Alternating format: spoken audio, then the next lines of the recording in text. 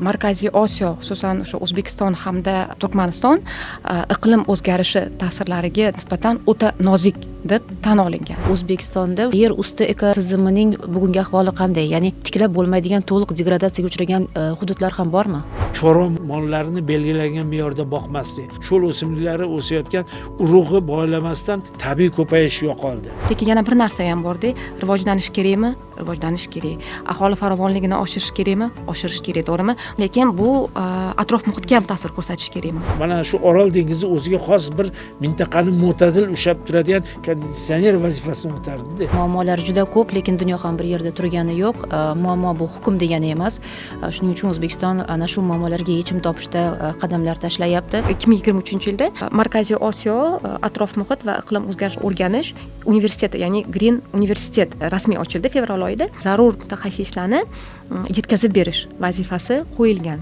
O'rmon fondi yerlarida masalan biz hozir ijaraga beryapmiz, uzoq muddatli ijaraga. Ilgari bu narsalar yo'q edi. Faqat shu shart bilanki, ochiq yer maydonida mana shu yerda masalan o'rmon eksin, bog' qilsin.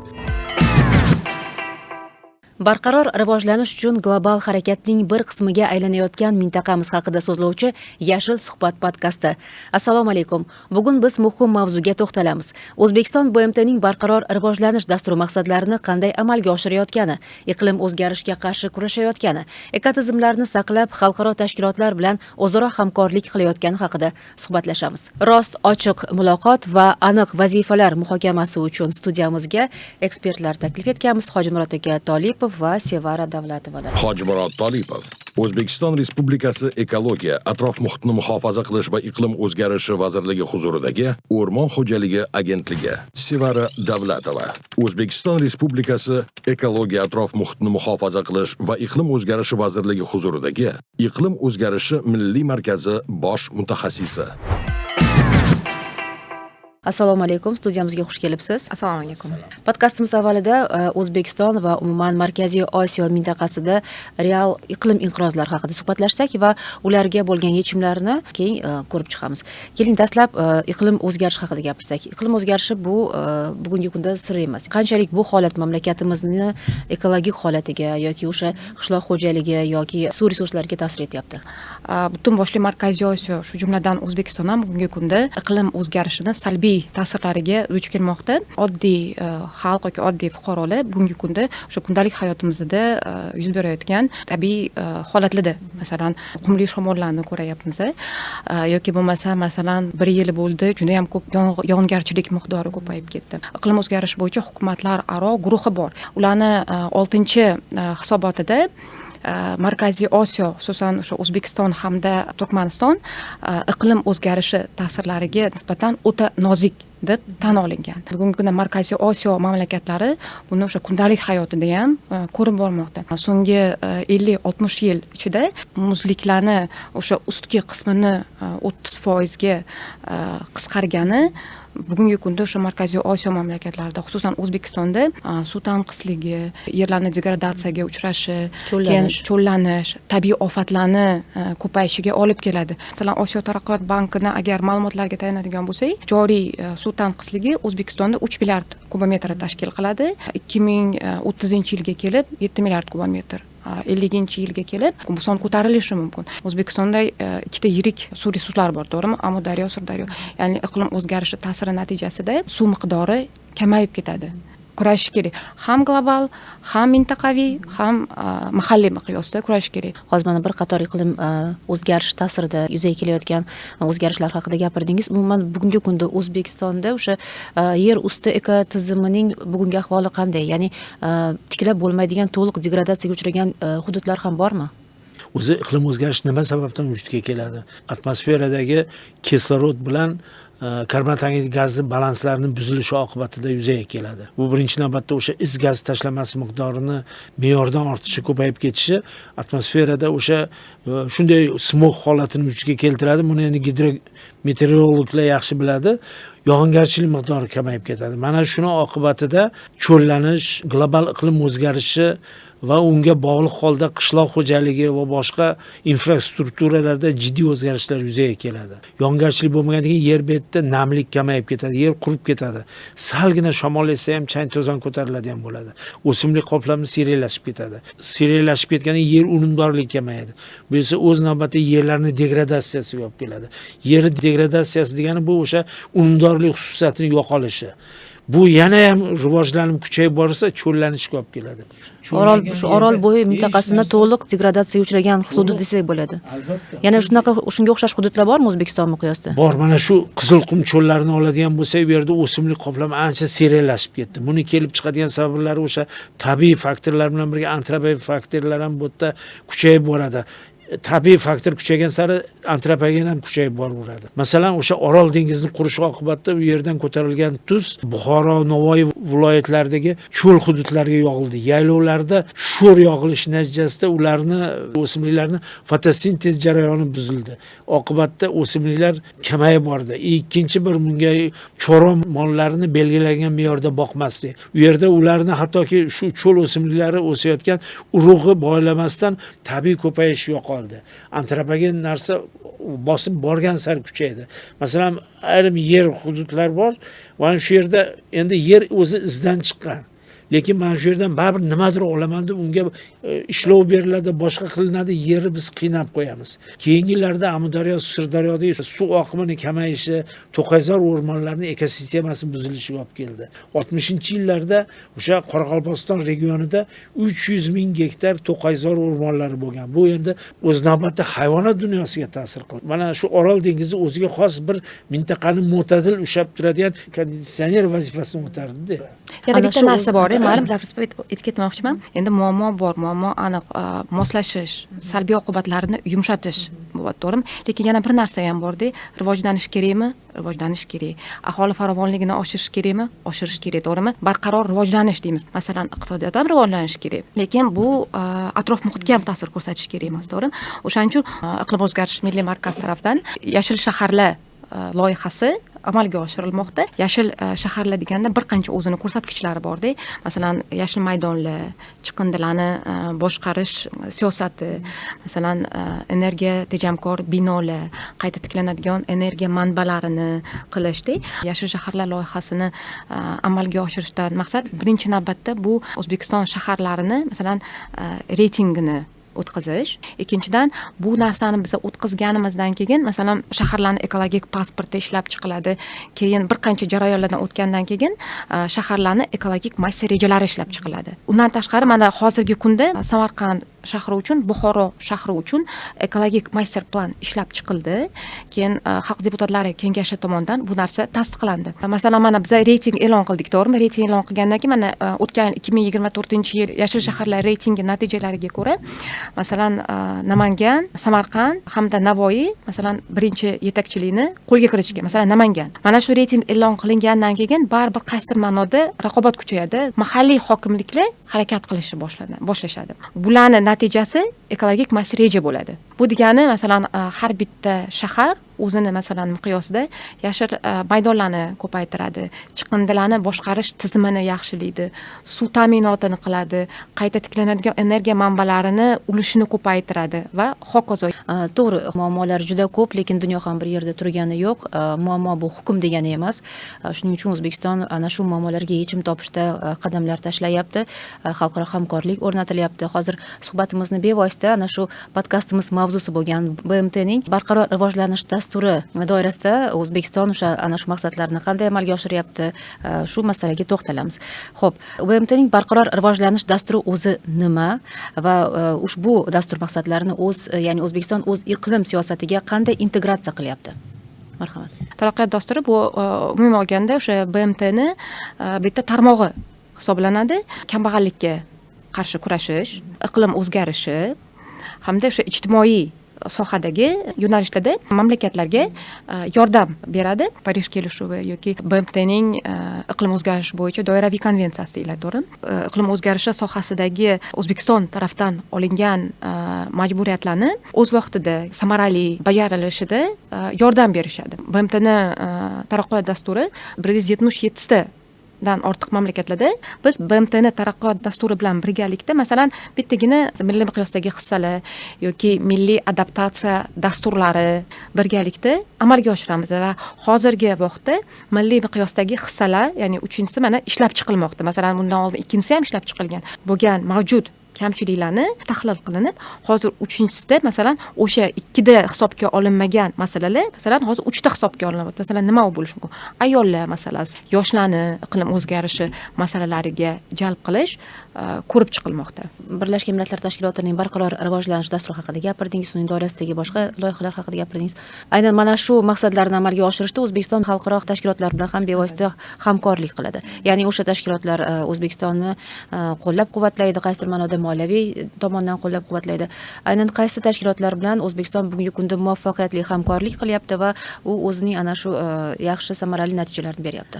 Birinchi navbatda men tilga olishim kerak bo'lgan narsa, bu juda ham yirik hisoblanadi. BMTni iqlim o'zgarishi bo'yicha doiraviy konvensiyasi bor. Cho'llanishga qarshi kurash bo'yicha konvensiyalar bor. Yirik masalan konvensiyalardan bittasi. Bular doirasida mana O'zbekiston so'nggi 2 yil ichida tomonlarini konferensiyasida faol ishtirok etib, bugungi kundagi O'zbekistondagi iqlim o'zgarishi, cho'llanishga oid masalalarni jahon hamjamiyatiga ko'rsatmoqda hamda ularni moliyaviy ko'magini jalb qilmoqda. Masalan, o'tgan yili Saudiya Arabistoni Ariyot shahrida cho'llanishga qarshi kurash konvensiyasi tomonlarini 16-konferensiyasida qum changli bo'ronlarga qarshi kurash bo'yicha konferensiya tomonlarini yakuniy hujjatiga mana shu Samarqand deklaratsiyasi kiritildi.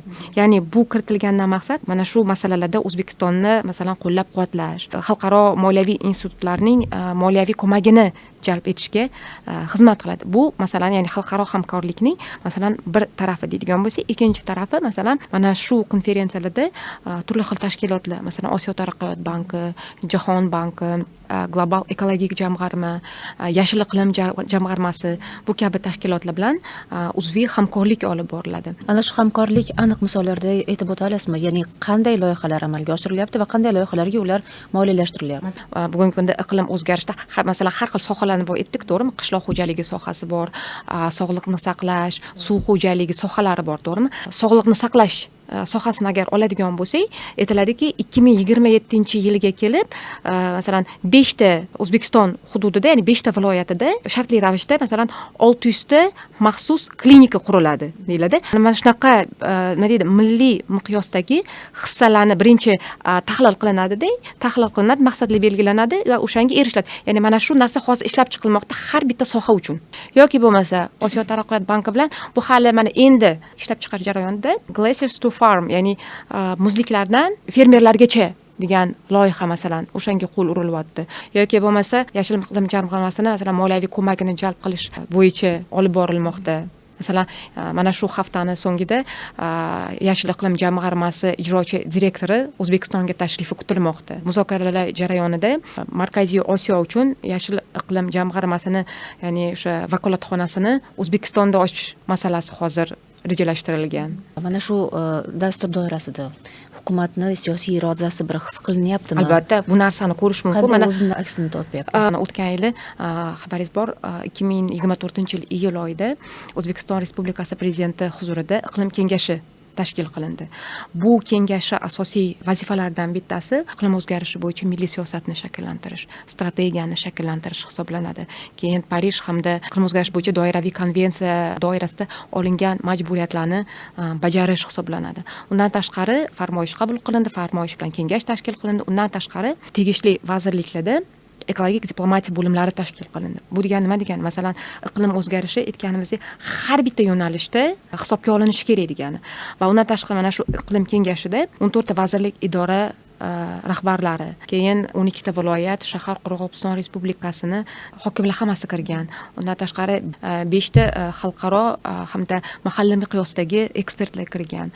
Ya'ni biz mana shu O'zbekistondagi butun o'sha har bitta iqtisodiyot tarmog'i bo'ladimi, qishloq xo'jaligi bo'ladimi, suv bo'ladimi, mana shu barcha sohalarda iqlim o'zgarishi masalalarini hisobga olishni ko'rishimiz mumkin. Islohotlar bilan bir qatorda 2023-yilda Markaziy Osiyo atrof muhit va iqlim o'zgarish o'rganish universiteti, ya'ni Green universitet rasmiy ochildi fevral oyida. Nafaqat O'zbekiston, balkim butun boshli Markaziy Osiyo mamlakatlari uchun iqlim o'zgarishi bo'yicha, atrof muhit bo'yicha zarur mutaxassislarni yetkazib berish vazifasi qo'yilgan.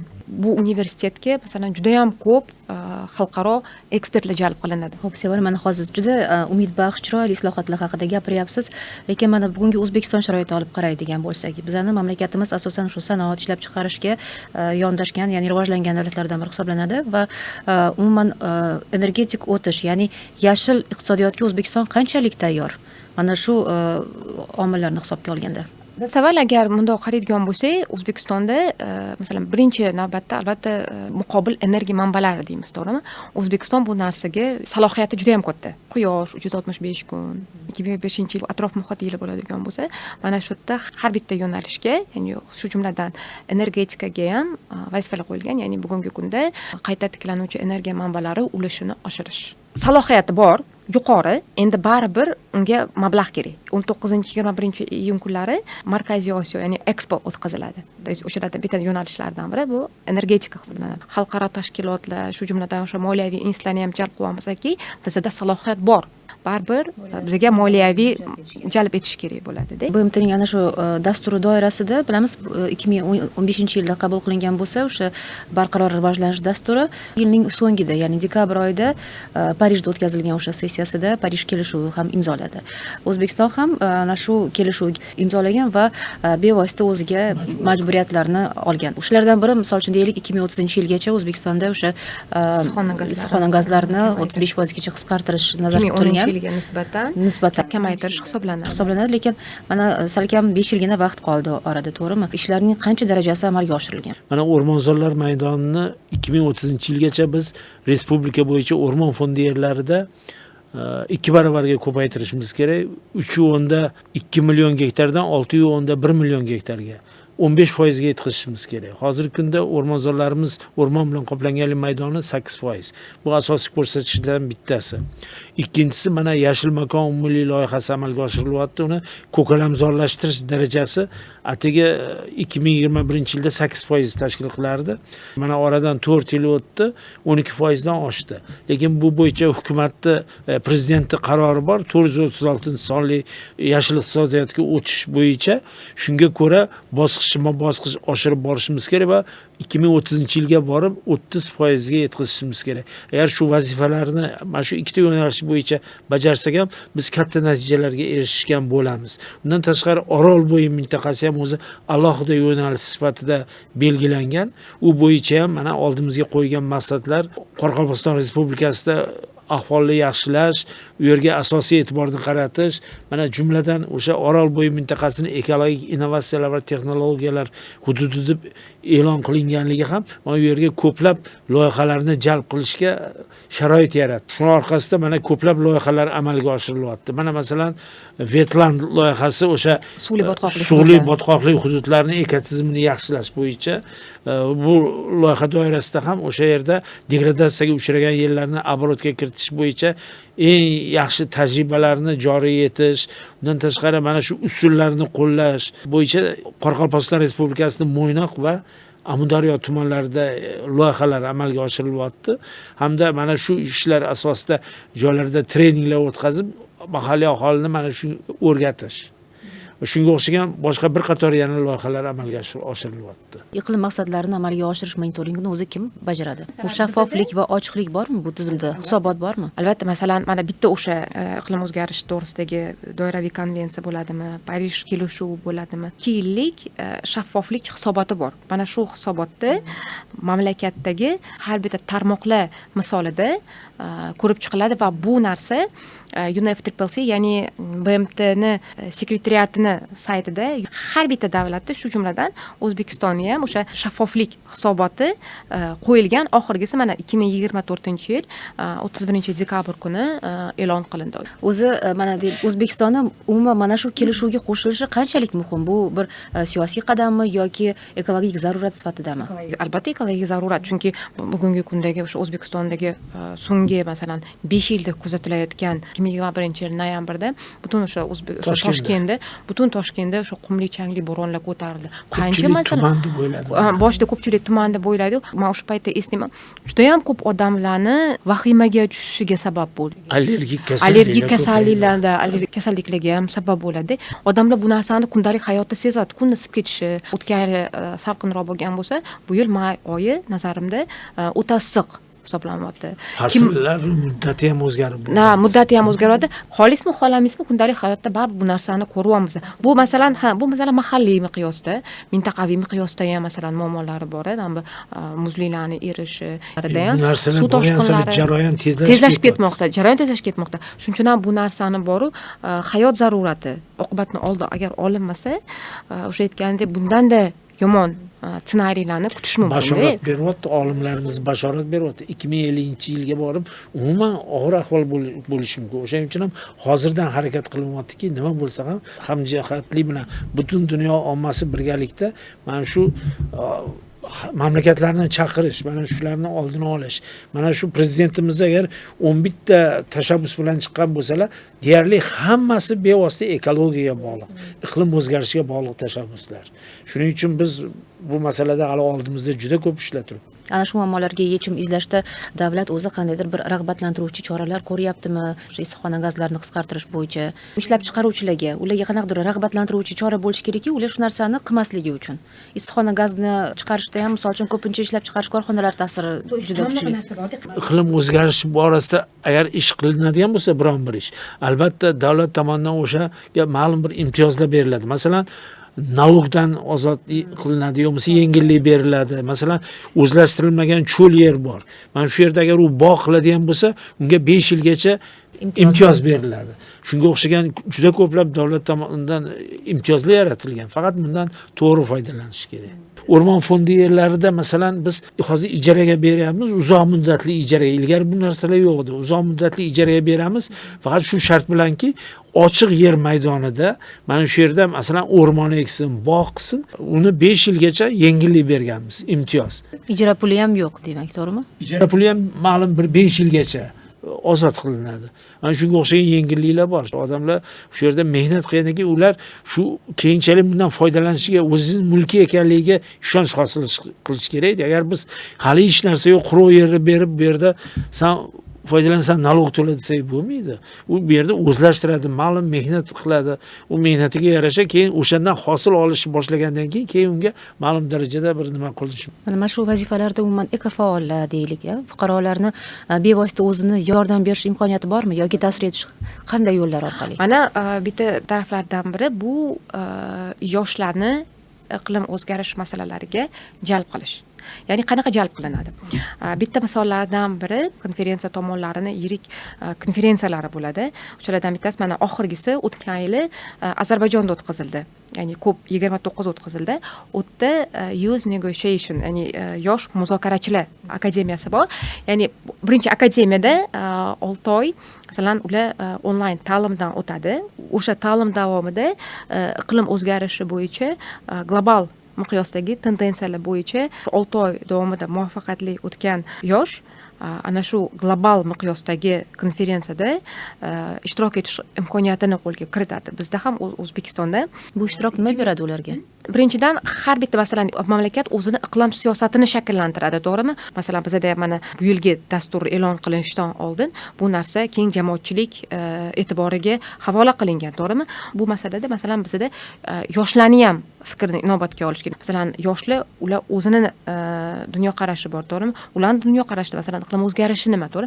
Mana shu iqlim siyosatiga o'sha xalqaro bo'ladimi, mahalliy bo'ladimi, iqlim kun tartibiga yoshlarni keng jalb qilish, ya'ni o'sha yosh muzokarachilar akademiyasida onlayn tahsil olish. Bundan faqat O'zbekiston, balki butun o'sha BMTga a'zo mamlakatlardan har biridan 3 ta 4 tadan nomzod olib o'qitiladi xalqaro miqyosda. Yoki bo'lmasa bizda ekologiya vazirligi, maktabgacha ta'lim va maktab vazirligi, zamin jamg'armasi yoki yoshlar ishlar agentligi bilan ko'magida masalan EcoSchool loyihasi amalga oshiriladi. Bu loyiha mana 2023-yilda masalan O'zbekistonda eko oromgoh tashkil qilingan. Bunda 5 ta o'sha Markaziy Osiyo mamlakatlaridan yoshlar ishtirok etgan. 2024-yilda bo'lsa nafaqat Markaziy Osiyo, balkim Turkiy davlatlar, ya'ni Ozarbayjon, Turkiya hamda Vengriyadan yoshlar kelib qo'shilishgan. Ya'ni ular eko oromgohlarda nima deydi, iqlim o'zgarishi, atrof muhitga qarshi kurashish bo'yicha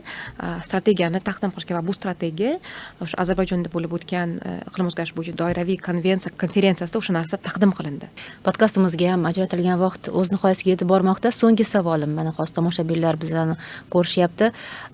Menga taalluqli emas deb ishonadiganlarga, ya'ni tabiatda, iqlim o'zgarishida o'z hissasini qo'shishda meni hissam hech qanday yordam bermaydi degan insonlarga nima degan bo'lar edingiz?